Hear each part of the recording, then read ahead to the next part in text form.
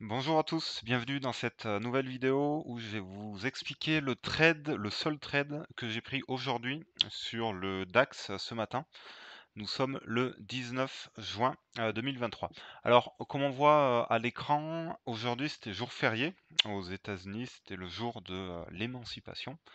Du coup, voilà, je savais pertinemment que cet après-midi et ce soir, je ne pourrais pas trader.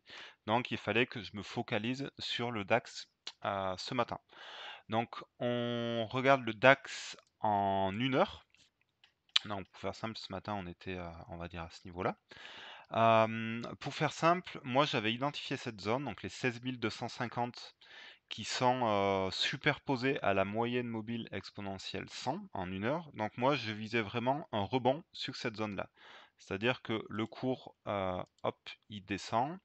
Alors on va faire ça comme ça.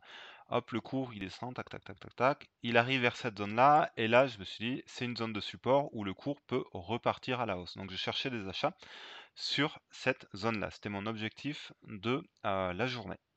Si on passe sur ProRealTime en 5 minutes, donc pour, faire simple, on a ici une zone qui est super intéressante. Donc il y a déjà les 16 250 CFD et futurs à ce niveau-là, et on voit que c'est superposé avec le pivot S et que juste en dessus, on a la S1J et le bas du jour précédent.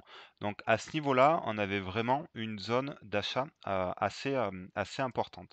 À noter également que le pivot S, c'est quand même une zone de support très intéressante, et aujourd'hui on est lundi et on voit que jusqu'à 10h30 de la matinée, il n'avait pas encore été touché.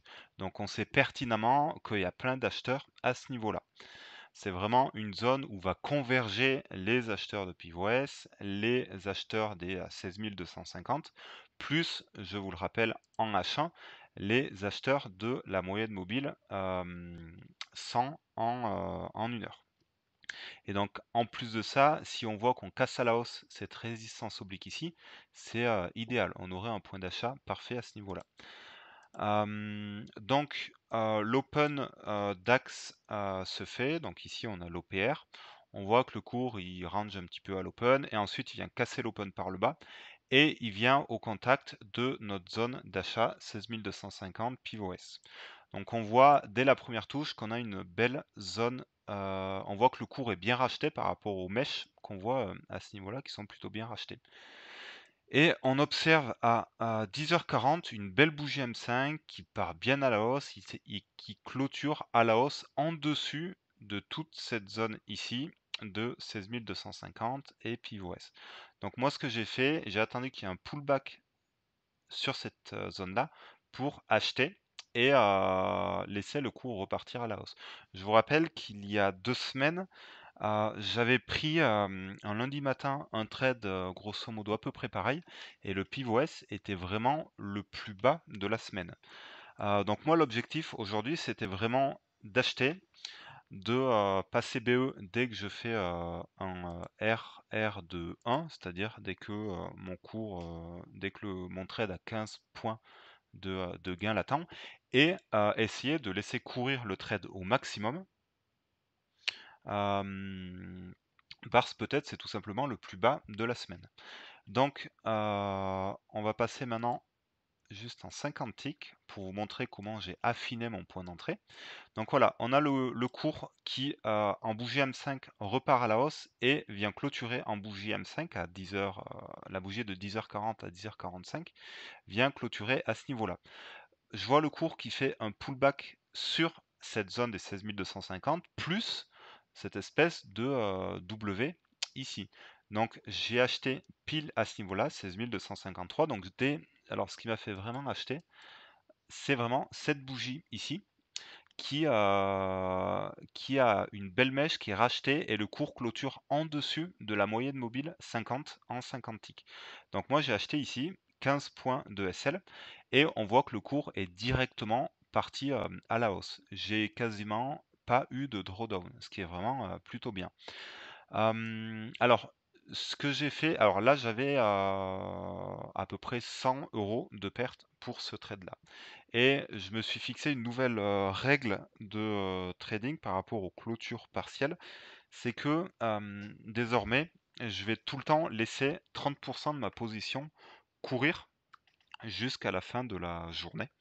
Donc là, en fait, ce que j'ai fait, j'ai tout simplement clôturé à 30 de ma position, sur le bas d'OPR ici, par rapport au fait que c'était le plus bas de la veille et c'était le plus bas de l'OPR. Donc dès que le cours est arrivé au bas d'OPR, j'ai clôturé 30 de la position et je suis passé BE. Le deuxième objectif que j'avais, c'était de venir clôturer 30 restants en haut d'OPR, donc au bout de 45 points de gain. Sauf qu'on voit très clairement que le cours est venu au RR de 2 et après est reparti à la baisse. Donc c'est pas grave, j'avais protégé mon trade, donc c'est nickel. Par contre, voilà, ce qui peut être intéressant, c'est que au RR de 1, donc je clôture 30 de ma position et je laisse courir le reste. Mon TP2, c'est le haut d'OPR. Donc un TP assez classique, on va dire. Et le TP3, c'était vraiment laisser courir le cours toute la journée avec la probabilité qu'il puisse s'envoler et venir le clôturer, bah, pourquoi pas, tout simplement au haut de la semaine précédente, ce qui ferait un RR tout simplement, nickel. Ce qui ferait, voilà 160 points de gain. Donc certes, ça n'aurait fait que 30 de ma position, sauf que ça fait quand même des gains, super importants. Et en plus de ça, vu que cet après-midi, les marchés US sont fermés, si ce trade était bien parti, ça m'aurait occupé toute l'après-midi et toute la soirée.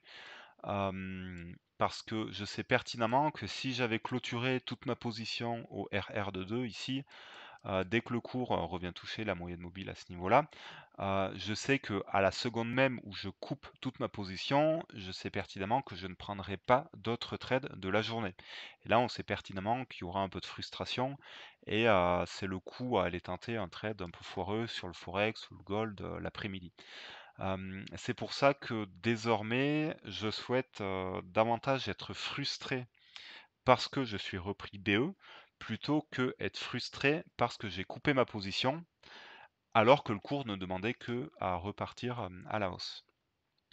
Donc voilà ce que je voulais vous dire aujourd'hui et là, donc certes, je me suis fait reprendre BE et le cours est reparti à la baisse, mais, ça ne fait que, ouvrir de nouvelles opportunités. On voit très clairement qu'en H1, voilà, on a quand même une, une tendance qui est plutôt haussière, avec un plus bas qui est quand même à peu près plus haut que ce niveau-là et un plus haut qui est plus haut que son précédent. Donc ce qu'on peut viser pour demain matin, c'est que le cours, voilà, puisse ranger un petit peu à ce niveau-là, que les moyennes mobiles puissent se remettre dans le bon sens et que, pourquoi pas, le cours puisse recasser à la hausse ce niveau-là, venir se réappuyer dessus et repartir à la hausse. Et moi, je vais pouvoir chercher un achat à ce niveau-là. Ça, c'est un trade qui peut être observé, qui peut être travaillé demain. Et là, j'aurai exactement le même setup qu'aujourd'hui, sauf que on sera dans une tendance daily plutôt haussière, avec des moyennes mobiles plutôt bien orientées. Et même si aujourd'hui je suis repris BE, peut-être que demain je ferai exactement le même setup et cette fois-ci je ne serai pas repris BE et ça me permettra d'avoir un gain, super important. Donc voilà, c'est vraiment la logique, de travail, on va dire, que je voulais vous partager aujourd'hui. C'est le fait que, le trading, c'est vraiment le temple de la frustration, du regret, du remords et c'est beaucoup plus rentable d'être frustré parce qu'on a été repris BE, plutôt qu'être frustré parce qu'on a coupé notre trade et le cours continue à monter de 100, 150, 200 points. Voilà, c'était tout ce que je voulais vous dire, aujourd'hui. N'hésitez pas à liker la vidéo, à commenter, à partager la chaîne et on se dit à cette semaine, pour d'autres vidéos YouTube ou d'autres shorts à YouTube. Ciao.